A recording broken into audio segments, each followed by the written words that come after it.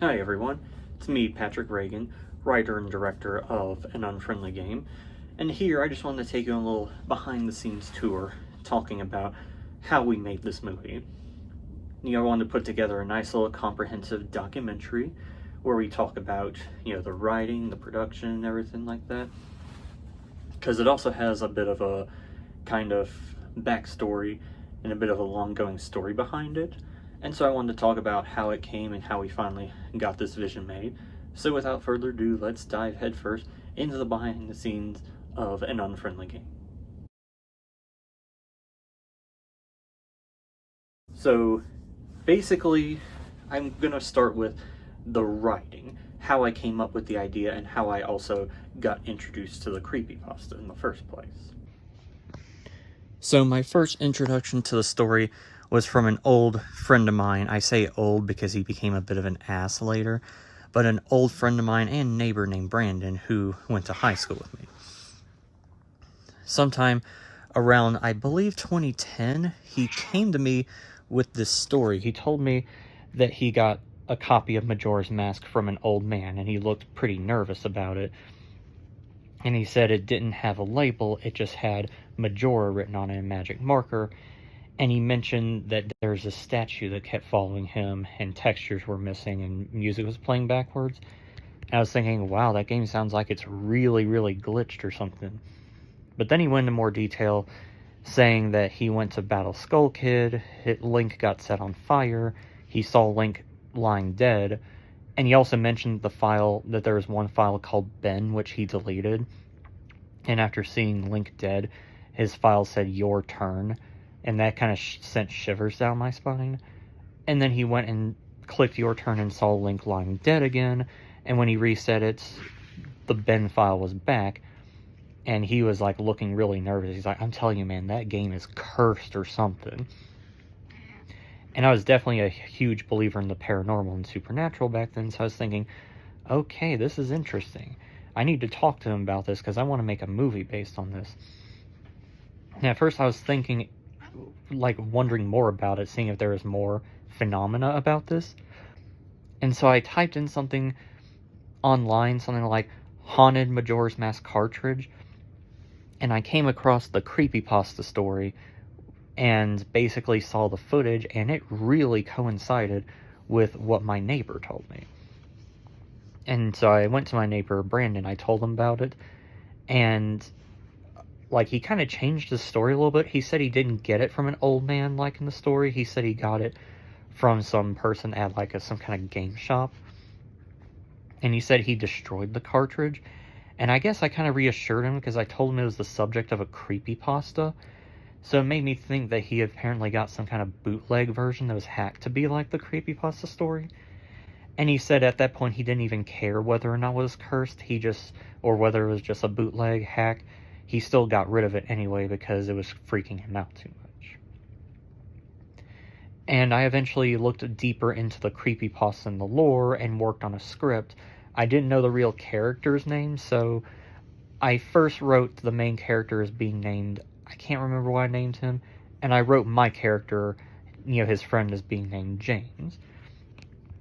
I was also really getting into Majora's Mask, because back when I was still working on my Zelda project, I tried the idea of doing a movie or miniseries based on both Ocarina of Time and Majora's Mask, and I was getting into all like the lore and theories of Majora's Mask and realizing just how wonderful of a game it was. And I had one incident that kind of scared me. So basically, unfortunately I don't have any footage of this, but I am showing this as a reenactment. Basically, in around 2011, I decided to play Majora's Mask, and I noticed that both save files were deleted, which I thought, that's weird, but I didn't think it was a big deal because I didn't get too far on my save file, and I was going to start over again anyway, so I was figuring, not a big deal. But it was weird because in the opening cutscene, after Link is being dragged and gets up, he just dies. I'm like, okay, that's weird. And then I travel a place and it's playing the music, and then I eventually die when getting healed by the fairies. I'm like, okay, this is weird. And then I noticed that literally all of my items were just ocarinas. I'm like, okay, something is seriously wrong with this. And so I eventually turned it off, and I did like a little Q-tip, brush on the inside. I was freaking out a little bit because I thought that Ben was real and that he was haunting this cartridge. But when I put it back in there, it worked perfectly, and the save files were back to the way they were. I'm like, okay, that was... Yeah, basically felt a chill up my spine. And I looked more into it, because, it wasn't until a little later in, like, 2012, with the infamous King Kong video, that everybody found out that this was all, a fabricated story, basically just like, a really good one for that matter, don't get me wrong. But, we always believed it was real for the longest time. And I looked up this whole multiple ocarina glitch, seeing that this was a pretty common thing that a lot of people encountered, and some people even felt the same way as me, thinking that Ben was haunting them. Turns out, however, what it is it's not like the tilted cartridge glitch, but it is where the cartridge isn't all the way in there, and so it's not able to process the information all the way properly, and so it glitches up like that. I remember talking to my brother about that. I said it freaked me out because it made me think of Ben, and my brother said maybe the creator had a similar glitch, and that's what inspired him to write the creepypasta. It's a stretch, but I mean, I could definitely see that happening. And I came across, one of the things that inspired me was I came across the British short film, The Haunting of Ben, which was an adaptation of the Ben Drowned story. And I really loved what they did with it. I really loved how they, captured the spirit of the creepypasta. And that gave me ideas of what to do with my film adaptation, so I started writing the script based on it. So I wrote a script. I basically came up with a script. It was a pretty crappy script because I was still in the learning stages. And this is my first time getting into creepypasta, so I was looking at other creepypastas to write scripts about as well. I wanted to try Jeff the Killer, but I decided against that eventually because I found out how poorly written Jeff the Killer was.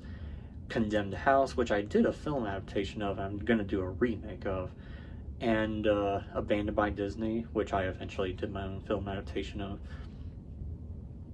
And so basically, I kind of came with the script idea and thought that this would make a great film. I even looked at a few other fan films as, reference. And at the point, I didn't know the title. I didn't know that the story was called Ben Drowned. I just thought it was called, like, The Haunted Majora's Mask Story. And I didn't want to call it that, so that's why I came up with the title, An Unfriendly Game. And I still worked on this from 2011 through 2012. And in 2012, during the summer, while staying at my grandparents' place, I got really bored and wanted to do something creative, so I decided I would do like a pre-practice version of the story, simply called The Cursed Game. And here in my collection of older DVDs, this is basically my first DVD I made of The Cursed Game. And of course, it had the movie, it had the behind-the-scenes featurette, it had the audio commentary. And I started this in 2012, but didn't finish it until 2015. I'll get into that in a little bit. Act 1, Scene 1, Roll Number 1, Take 1.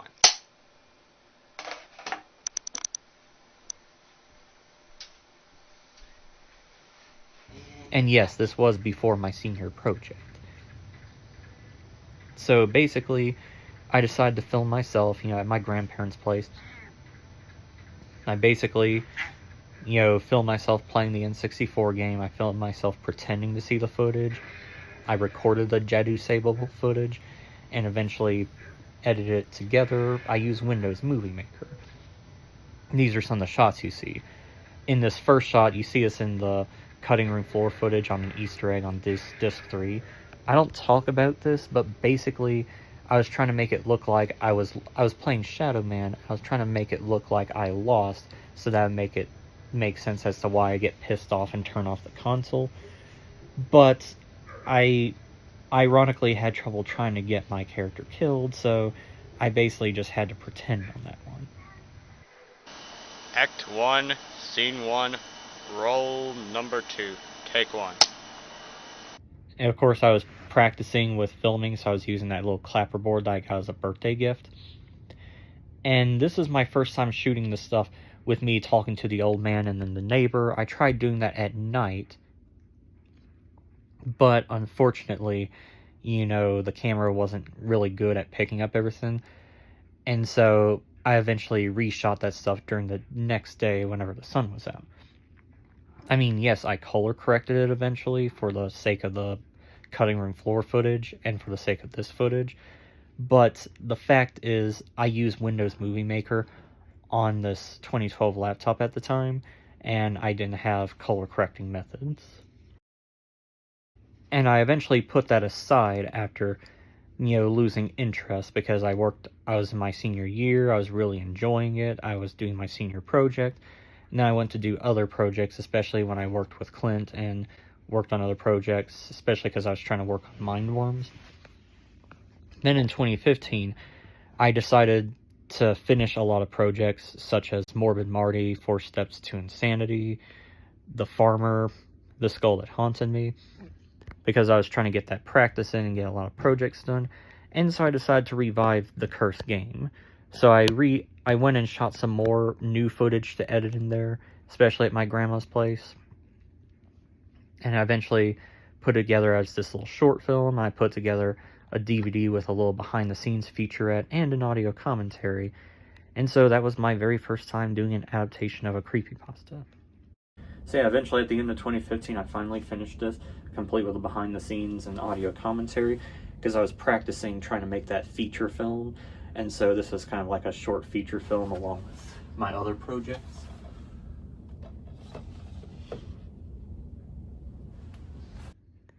And so this idea kept coming to me. Like, I basically kept having the idea, but I kept putting it on the back burner for one reason or another, especially because I was busy with other stuff, in my personal life and busy working on the Mindworms project. And I looked at some other short films. Like, one I forgot to mention. I don't know what happened to the short film, but there was one short film that relied too heavily on the supernatural aspects, which isn't bad, but, it was different. And I just remember it had music from Freddy Krueger, and it ended with Ben coming as a ghost and drowning the main protagonist. There was another short film I saw around 2021 when I was starting grad school, and that kind of re-sparked my interest. And I can't find that one on YouTube. And then I also watched Nexpo's video, Ben Drowns Again, which was kind of a cinematic retelling of the story. And so I basically thought of how I could do these and utilize these different ideas.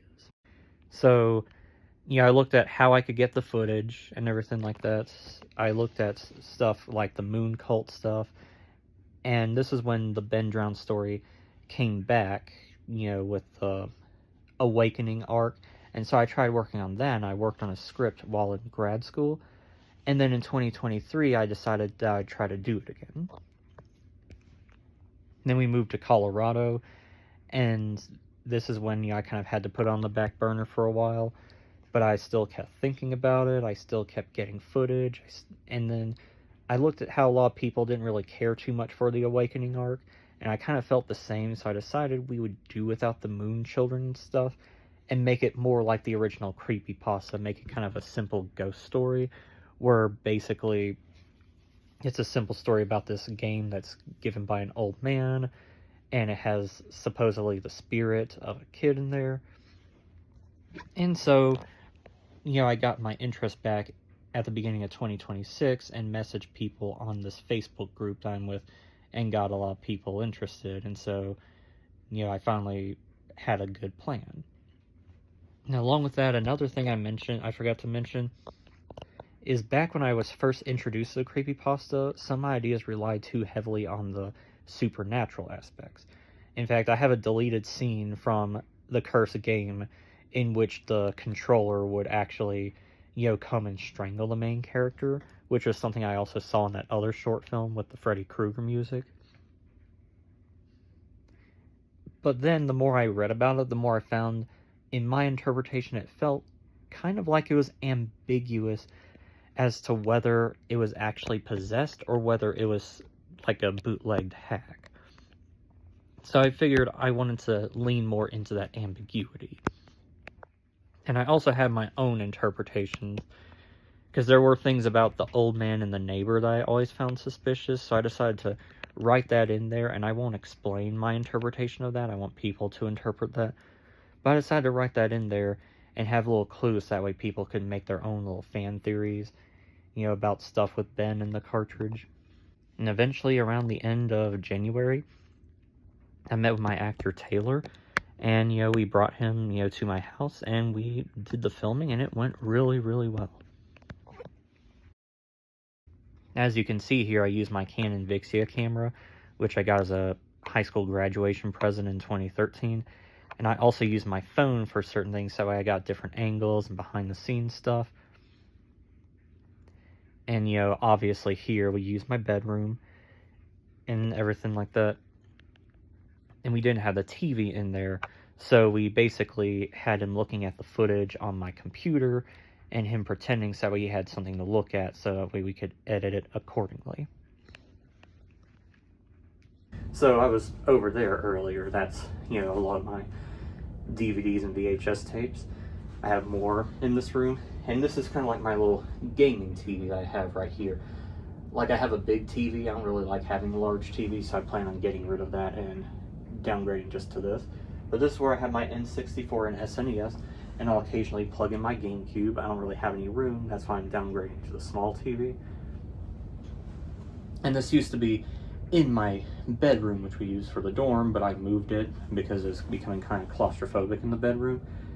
But, I still wanted to keep true to how it was, so we used that room.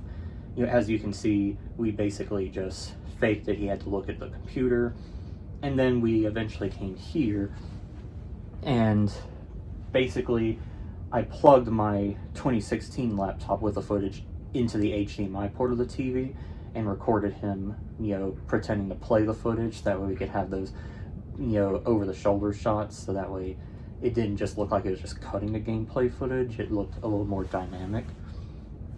And of course, I used some of my own N64 collection, like Shadow Man, which is in the system right now, GoldenEye. And if you're wondering how I did the cursed cartridge, right here, I can't remember what this game was, but this wasn't anything special or anything. It was, as you can see, it's a little messy.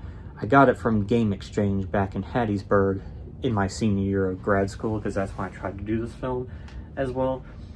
And this is basically just a sports game. It was some kind of hockey sports game that I didn't really care for. It only cost like $5, so it's nothing valuable.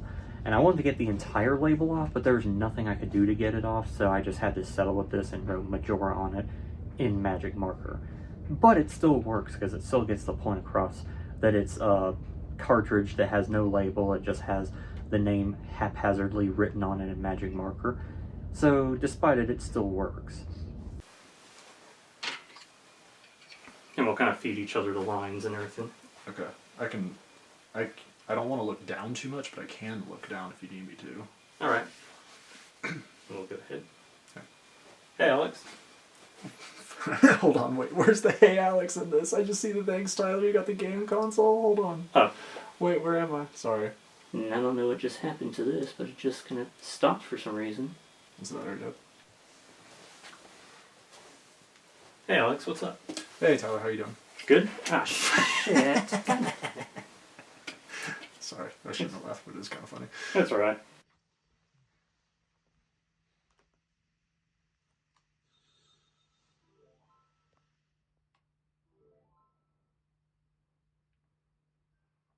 And you'd be like, okay, this looks different than before. Okay, this looks different than before. And then you're kind of hesitant, so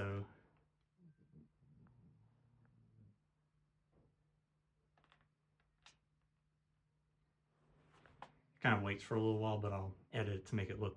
I can also repress it again. Then we went outside, so that way we did this stuff with us talking to the old man, looking at the garage sale, getting the games and everything like that.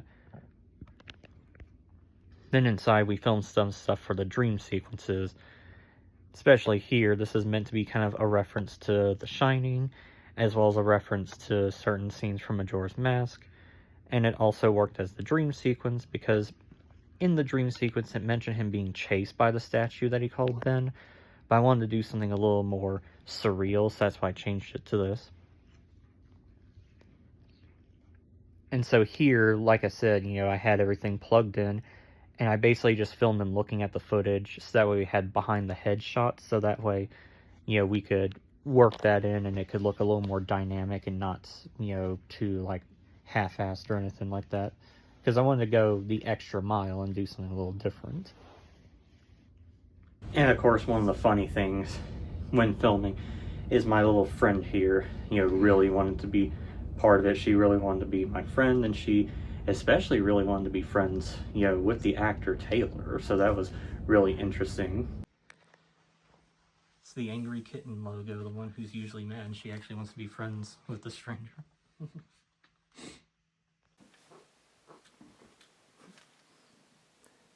Got a little blooper.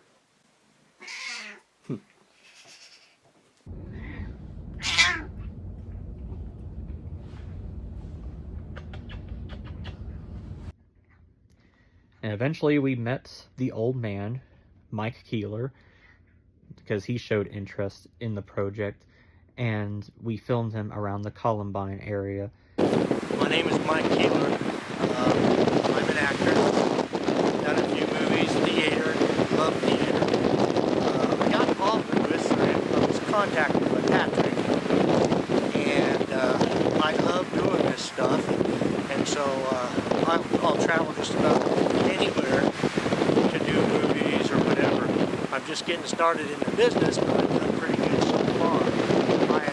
I personally am a historian where I live in Central City, Colorado. The town was established in 1859, so I have a lot of stories.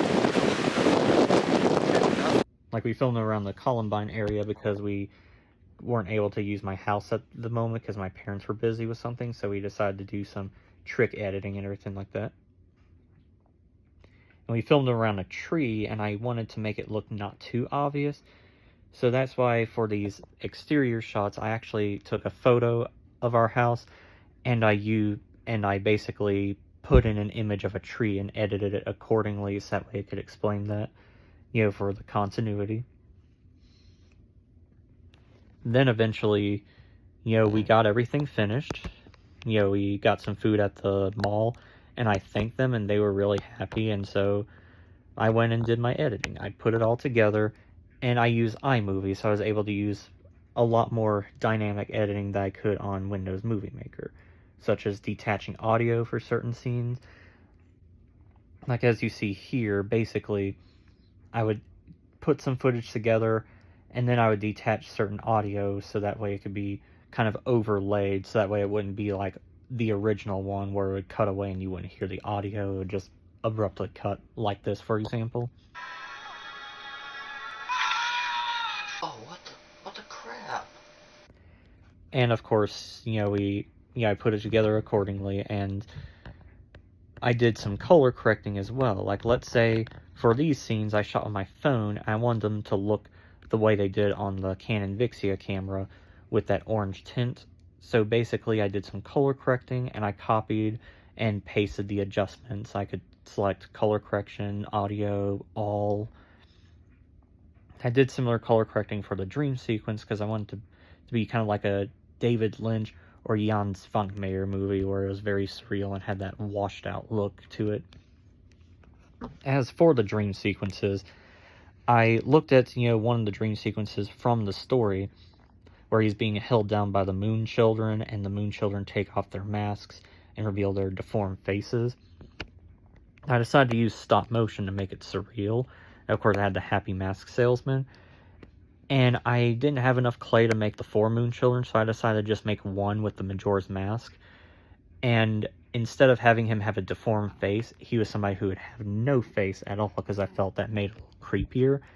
And I had the Skull Kid in there, using an action figure of the Skull Kid. And there are reasons for that, especially with them seeing the moon out the window, but I don't want to get into that because I want people to interpret that. And so here I made it like a child's bedroom, to imply that it's Ben's bedroom, using these pictures of, clouds I found, so it looked like kind of like a cloudy bedroom, kind of like Ben's bedroom, and even the asylum playrooms in Shadow Man. And it kind of goes out saying, but the stuff with the Moonchild having his face revealed, or his non-face revealed, animated that first, and then filmed the stuff with the mask on, so that way it wouldn't ruin the plainness or anything. And I used a little bit of furniture to give it a surreal dollhouse kind of look. And I was originally going to make a miniature of my bedroom, so that way it would imply that the main character Alex was in his room when having the nightmare. But I decided to compromise and make it seem like he was in Ben's bedroom, so that way it could add more to the creepiness, and people could come up with other interpretations as well. I also decided to add a like my own idea of a dream sequence based on a dream I had. So I decided to have my character have a dream, and basically in 2023, during my senior year of grad school, I was playing a lot of Zelda and working on my Zelda movie. And so I actually had this dream. In my dream, I was in this quiet, decrepit room with, cobwebs and dust, and it was playing the Dodongo's cavern music. And there was a door open that had like a flat backdrop, looking kind of like the low poly backdrops in an N64 game. And there was a Re-Dead. It was more like the Twilight Princess Re-Dead in that small room, and it kind of paralyzed me with the scream, and it was walking towards me. And then I ran out, and I kind of see my body running out and then it fading to black like in the video game. And so I wasn't able to get it completely like that, but I wanted to capture that dream sequence, in this film. And so that's why I made this. So in order to do this, I just copied and pasted these images and printed them, then taped them to cardstock paper so that way it was more sturdy, and filmed and took pictures of various angles, and then green screened myself in there. Another thing I was really glad to get in here, since most adaptations usually omit this, was filming the stuff with him on Cleverbot. I basically found a video that had the simulation of the Cleverbot stuff, so I decided to record that, and I had a script of it. So here we open up my old 2012 laptop that still works but barely functions. It wasn't even on, we just had him have his phone there so that way he could use it as a script, so that way he could say that and pretend that he was typing. And then of course I put it together with editing, and as you can see here, this is where some of the detaching the audio stuff worked, where that way I could do that and have the sound of him talking and typing and have it kind of work seamlessly. And of course I added in the stuff with him seeing the Vampire Masquerade video and the prototype video, since those were supposed to be a bit of foreshadowing. And I also added the scene of him looking out the window and seeing the old man. Not only is this a reference to what happened in the creepypasta, but it's also a reference, like a subtle reference, to the inspiration for Freddy Krueger, where Wes Craven saw a disfigured old man walking out the window. Here, in order to do this, I basically went up to my parents' bedroom while they were out, eating dinner, and I put my phone there and made sure it could get the footage as good as possible. Then I dressed up as the old man and basically walked around, outside, and luckily one of those lights came on so that way it was easy to see. And I basically had to use the green screen and the costume as the old man, for certain B-roll shots, and then I got Smith Allen to play as the neighbor for these shots as well, and we had to use green screen because we were just very pressed on time, and with my work schedule and exercise schedule, I wasn't really able to get much done during the daytime, during weekdays, or anything like that. Now, of course, with everything put together, I put it all together, made sure it was good, and then I exported it. And then I put together this DVD, and I decided to make these menus. As you can see, I use PowerPoint. I use that for some of the special effects, such as the statue being in certain places, like this. And I also did some color correcting for that. And I also use this whole method for making the disc menus.